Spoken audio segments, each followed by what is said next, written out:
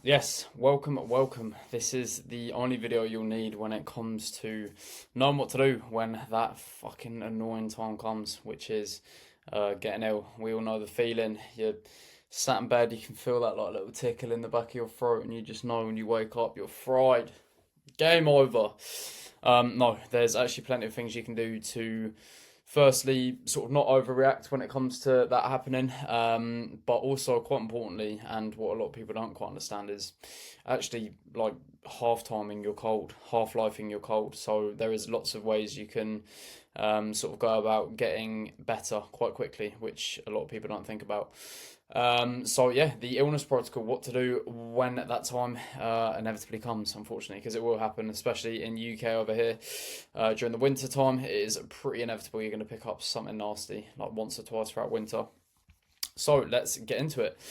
So when to train versus when to rest. This is my general rules with all of that because it can be quite a hard one to weigh up, and some people don't quite understand.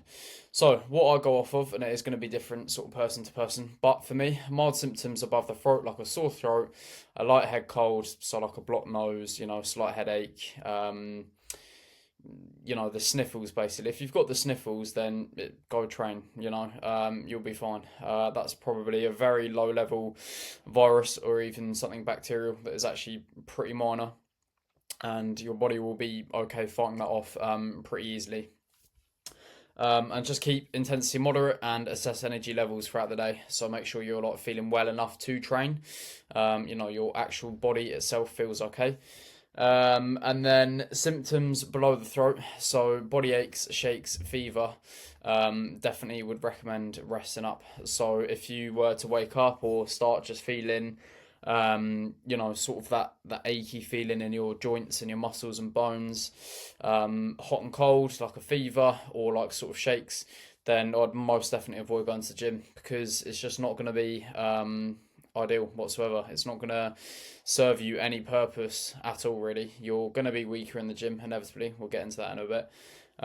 Your body's not going to want to train. Your body shouldn't be training. And realistically, the better scenario is resting up and learning how to rest well instead of just sort of fighting for progression in the gym when actually your body needs to fight, needs energy to fight illness. So, yeah, mega important.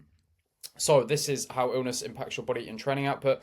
So lower energy, your mitochondria, which is like the energy within your cells, slows down, so you feel weaker and fatigued quicker. So if you have ever tried going to the gym when you're ill, it's just a fucking nightmare. You feel super weak. You feel like those sets are fucking like so short because you just go to failure so quickly. And yeah, it's quite a miserable feeling, and that is due to the mitochondria within the cells, basically just having another purpose, which is trying to fight off that virus that will be within your body, which is more important. Not letting yourself get any worse compared to lifting some weights. Higher stress, your body fights infection, raising inflammation and reducing training performance. So yeah, this can be important when it comes to like physical look slash body weight scale action. Like you are going to be a little bit heavier, as well as that you are going to be probably a bit softer looking. Might have like a puffy face, sort of swollen glands. You're going to be inflamed everywhere because that's what happens when you are really ill. Your body will sort of like puff up because it's just like an immune response. And there's lots of fluids going around your body to try and sort of push things around and out. And so, yeah, therefore you will be a little bit more sort of puffy and a lot of, fluid retention, which can cause extra water weight, making you feel softer or puffy, like I just said. Reduced output, so strength, endurance, and recovery all drops because your body prioritizes healing, not muscle building. So yeah, you'll pretty much immediately go into a pretty catabolic state, which means not muscle building. In which where your body is just going to have the main focus on fighting the virus. All cylinders sort of firing towards getting better and making sure that you don't get any worse. So sort of just view it as letting your body do its thing instead of trying to fight against that. Next, mindset, taking time off the gym. Resting does not erase your progress. I see so many videos of people being like, when I was just about to start making progress and then I feel myself getting a sore throat. And it's like, you're not going to lose any muscle. Yeah, you might come back to the gym feeling a little bit naff, but after 3 days or like a full rotation, you're going to be completely fine. Muscle and strength losses, it takes weeks, not days. Yeah, so it takes literally 2 weeks of not training whatsoever, and quite a lot of like minimal movement to lose any muscle at all. Time off will help with long-term consistency in performance. Yeah, so when is time off actually not a positive? If you've been smashing your training, been smashing your diet, etc., then a bit of time off can actually be really positive here and there. So when the illness does next sort of come around, just think to yourself, oh, okay, sort of like a accidental deload where I can just sort of take a week off, chill out, make sure I rest up and get better. And that can actually be quite beneficial with physique development. And using the period to realign goals and reduce stress.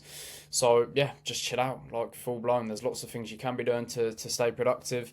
Obviously, aligning your actions correctly, as in sort of not diving into junk food and stuff like that, which I'll get into in a little bit. So the recovery protocol, speeding up healing. So if personally for me, I'd take things like this relatively serious if I want to sort of get back to normal pretty quick. And there is things you can do that 100% make a difference. Yeah, without a doubt, because I've tried myself. So first thing, if you feel yourself getting ill, tank 10 hours of sleep. Genuinely try and get 10 hours of sleep. When your body is asleep, it is fully in healing mode, all sorts of things. Obviously, that's where you grow muscle because your muscle is damaged, and then when you go to sleep, your body is recovering, healing, and therefore, obviously, the muscle grows bigger. That is what hypertrophy is. The exact same thing, if you have a virus that's attacking your body, when you are asleep, it's going to be primed to fight against that virus. So sleep is the be-all and end-all for recovery. So make sure you aim for 10 hours solid. I know 8 is the ideal hour. Go for 10 and see what happens, and just really focus on sleep. Even if you have to take a bunch of supplements that help you get to sleep, if you're finding it hard to sleep, I wouldn't always recommend like dosing a huge amount of meds, but if you have to, it might be better. Painkillers, sleeping pills, eye mask, fucking shut yourself away and literally just hibernate, and you will find leaps of improvement compared to if you don't sleep well. So do what you can to sleep well, pretty much. And I have a full sleep guide if you need that. So just fucking DM me sleep or something like that. Hydration, 2 to 3 liters is actually pretty low, so I'd go with more 5+ liters of water a day. So get yourself a big water bottle, fill it up, make sure it's nice tasting water. Squeeze a lemon in there if you want. That can help with some inflammation and water retention and stuff like that. Squeeze a lemon in there. Make sure you always have a big bottle of water. If you're just sat around because you're ill, just smash through the water. It's something to do. It's going to make your throat feel better. It's going to help push the virus around your body, and overall just rinsing those fluids out to make sure that you're getting rid of that virus as soon as possible. So super important is make sure you're hydrated as fuck. Really important to cleanse those sort of phlegm, the area in the back of your throat where that virus is going to be trapped if it is like a nasty head cold or something. The more fluid you can just put in and push around your body, the better. And then supplements, vitamin C, megadose it. Fuck whatever dose you see on the back of the pack, double it. You can't really overdose on vitamin C, so just have 500 to 1,000 milligrams every day for a few days to really help with that immune system. Zinc, 80 milligrams a day. That will half-life your cold, genuinely statistically proven. If you rinse a lot of zinc during the time that you have a cold, before a cold, if you feel it coming on, it can half-life your cold, as in if you had a cold for 4 days, it could turn it into 2 days. Zinc is fucking crazy. Have 80 milligrams of zinc every day. And then electrolytes. There is other stuff like First Defense, which is like a spray you can put up your nose to sort of try and fight off colds and stuff like that, which I would recommend. But these are the main 3 that are going to make the big difference and are affordable and what you'll probably actually get around to doing. Making sure you're well hydrated. Zinc, do as much of it as, sort of 80 milligrams. Vitamin C, a lot of that. Immune system slash just half-life of general cold recovery, it is huge, so get those in. Light movement or stretching if energy allows. Again, it's just moving the fluid around the body. Get yourself moving. When it comes to light movement, I would recommend, unless you're proper bed bound, getting 10k steps a day still can genuinely be pretty beneficial just for moving things around and overall sort of active recovery. And then when it comes to the meal plan itself, try and follow your rest day foods if you do follow a meal plan, and if not, just think high protein, nutrient dense foods to support the immune function. So throw in some Zatzumas, some oranges, throw in your greens, your broccoli, your spinach, and then thinking iron, so your steaks, eggs, plenty of micronutrients. Just think micronutrient dense foods. If you're the type of person to smash a bunch of cookies and pizza and sit and watch a film when you're ill, then switch that, because realistically you're making that illness last way longer if you do that. So yeah, definitely avoid doing that. Put a big focus on just getting your micronutrients in. You can still eat nice, tasty foods. It just doesn't have to be junk shit that your body will be trying to process, all while it's trying to fight off a virus, which is the worst thing you can do. Which brings me on to this point. Obviously, avoiding junk food and high sugar intake, that would just completely fuck you even more. Do not push through intense training with fever or aches. Yeah, there's just no point. Avoid alcohol and dehydration. Obviously, alcohol is one of the worst things for lowering your immune system even more. So when people think, oh, I'm ill, I'm going to have a nightcap to help me go to bed, you are basically just suppressing your immune system for that night, which will stop you from getting better for a whole other day possibly. So yeah, keep hydrated.